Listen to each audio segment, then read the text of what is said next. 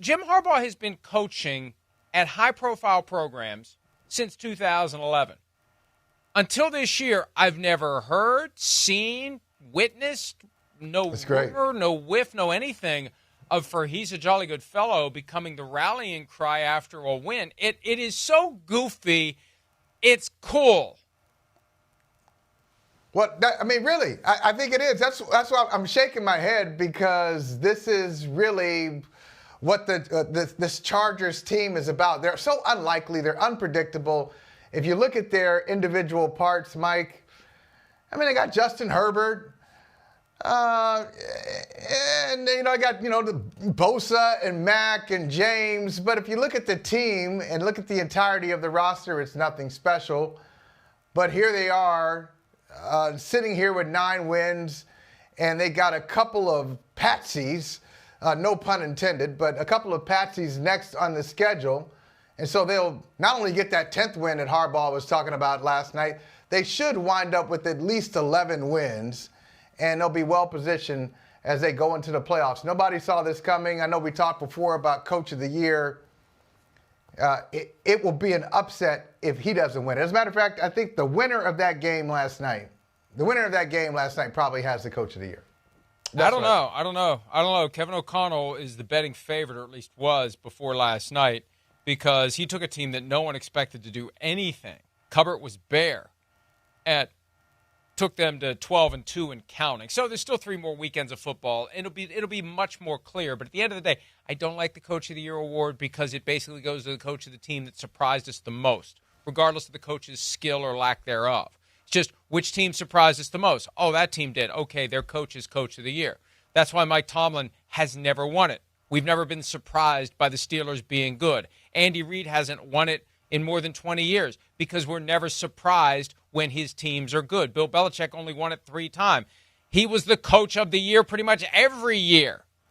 Say what you will about Bill Belichick, the personnel executive, or Bill Belichick, the whatever else you want to call him, but as a coach, he'd have been the guy every year for 20 years almost, with a few exceptions. So that's what's weird about Coach of the Year. I got one of the votes, but that's one of the things that I just got a problem with. It really isn't the best coach. We just look at, oh, wow, we expected that team to be caca this year. Let's vote for their coach. But isn't Harbaugh both? Harbaugh is a team, he's a coach of a team you didn't expect to be good, and you look at some of the coaching moves, I'm sure we'll talk about it. You think about some of the coaching moves that he has made this year, the scheme that he has put in offensively and defensively for the Chargers, where the Chargers become and they're showing that stat last night of how many consecutive close games the Chargers have lost, and they became known for that. They became known as a team in the last few years that had the talent, would get close, would have a victory seemingly secured and kind of kick it away. And it's the opposite now. They're not the most talented team, but last night they were able to overcome a couple of 11-point deficits and put themselves in position to win the game, and they salted it away. I think coaching has a lot to do with where that team is right now. And beyond the X's and O's, something very important that Jim Harbaugh did from the get-go, and I learned this 7 or 8 years ago. There are a small handful of quarterbacks, Michael, who are naturally walk in the room and take over. Tom Brady, Peyton Manning, just they don't need any external boost. The Chargers have a guy who, they call the Aaron Rodgers docuseries Enigma. Justin Herbert is far more enigmatic. He doesn't seek out the limelight. He doesn't come off as kind of a John Wayne figure. I mean, he could be 6'5", 6'6". He's got all the tools. It's like he was made in a lab to be a superhuman quarterback. And so Jim Harbaugh right away, he starts saying, this is the guy. Hey, everybody, this is the guy. I was in awe when I was fanboy when I saw Justin Herbert. And it's been all year long feeding that machine and what do we have now? Now that he's healthy, the guy is superhuman. The guy's embracing it. Everybody understands he's the guy, and he's clearly the best thing they have on offense. Where do they have actual weapons? no disrespect to Ladd McConkey, who's been very good. He's not a number one. Quentin Johnston, little problem holding on to the football. Had to drop last night. Had to drop last night in that key final drive that could have derailed everything for the Chargers. They'd be a win or two better, maybe, if he could catch the ball on a consistent basis. And it's not a criticism, it's a fact. So, Justin Herbert, again, Jim Harbaugh comes through the door, and job number one, and look what he did with J.J. McCarthy in Michigan. He was doing it after he left Michigan, propping up his quarterback. You've got to be willing to prop up your quarterback. That's what Kevin O'Connell's doing with Sam Darnold, even though it might mean that there's no way he'll be back there next year. That's what Harbaugh's doing with Herbert, and that's what smart coaches do, especially when your quarterback's playing well. You tell the world, this guy is great. Only good things happen to your team if you are willing to stand on a box and say to the world, my guy is the guy. Yeah, he's done that. And the other thing I like about him, Mike, is that he's a different kind of coach because you mentioned Kevin O'Connell, who I have great respect for. Kevin O'Connell is the offensive coordinator for the Minnesota Vikings. And the head coach is the OC. Let Brian Flores handle the defense. I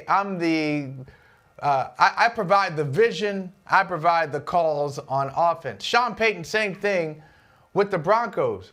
Well, Jim Harbaugh is not the play caller on offense for the Chargers. He's not the play caller on defense for the Chargers. But they have it each of his teams, everywhere he's been, they play the same way. They all play the same way. Believe me, as an Ohio State fan, they played the same way in Michigan. Okay, we're gonna take the game down to its elemental form. We're gonna be tougher than you. We're gonna be fearless. It's gonna be rugged. You're gonna come out of this game. You're gonna feel it. You're gonna know you were in a game against us, and we're just gonna come at you, and we're gonna be relentless. And so they play like that in San Francisco. They play like that at Stanford. Michigan playing like that right now. He's one of those coaches. Some coaches get you with their schemes. He gets you with the overall scheme, but he inspires. He inspires players to think, okay, we got it. We got a guy who's going to put us in the right position, and he's going to make us feel, he's making me feel like I'm a little better than I am. There's more there. I haven't reached my ceiling. I listen to him. I know I haven't reached my ceiling yet. Yeah, he knows how to press buttons, and it's not, some coaches have, and maybe this is what he does behind the scenes, but you don't get the impression this is his way. Most coaches will have an approach to each individual player. Jimmy Johnson was a master at that. He knew how to do what needed to be done, say what needed to be said to get the most out of this guy. He'd say something different to this guy. He'd say something different to that guy. I think Mike Tomlin kind of does that, although it still comes from that framework of the awesomeness that Mike Tomlin is. And I think Jim Harbaugh is just, let's go. What are we doing? What do you mean you're tired? It's football. Let's go. Let's go. Let's get in the car and let's go. Let's go. Let's get a shovel and let's dig. Let's get a box and let's pick it up. Let's go. And his style, I don't think varies much from guy to guy. He just taps into something that is universal to all of us. That thing that tells us, get your ass moving and be happy about it. And if you're not, there's something wrong with you. Yeah. And I feel like, that was instilled in him by his dad, and that is quintessential old school, shut up, quit crying, and let's go. And when it goes well, we're going to go get ice cream. That's how he approaches it.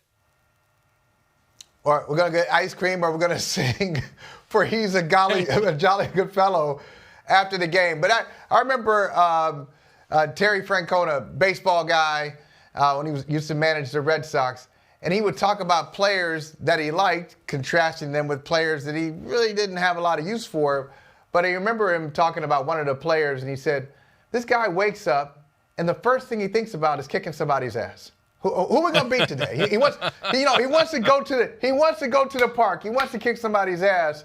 And then there are other guys. He said, some other guys who wake up and they may read a book first. They may just kind of ease into the day, and then eventually they'll get to the game. Well, Harbaugh is the guy who wakes up thinking about kicking your ass, and I think he expects the same thing out of his players, and you're getting that now.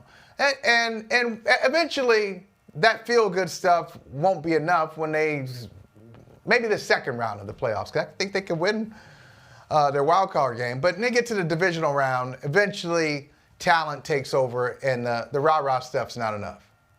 Well, but this is why last night's win was so important. I wrote about this morning. And, for as much as the haves have separated from the have-nots in the NFL, and these final few weekends of the regular season will have a lot of bad teams that have stayed bad.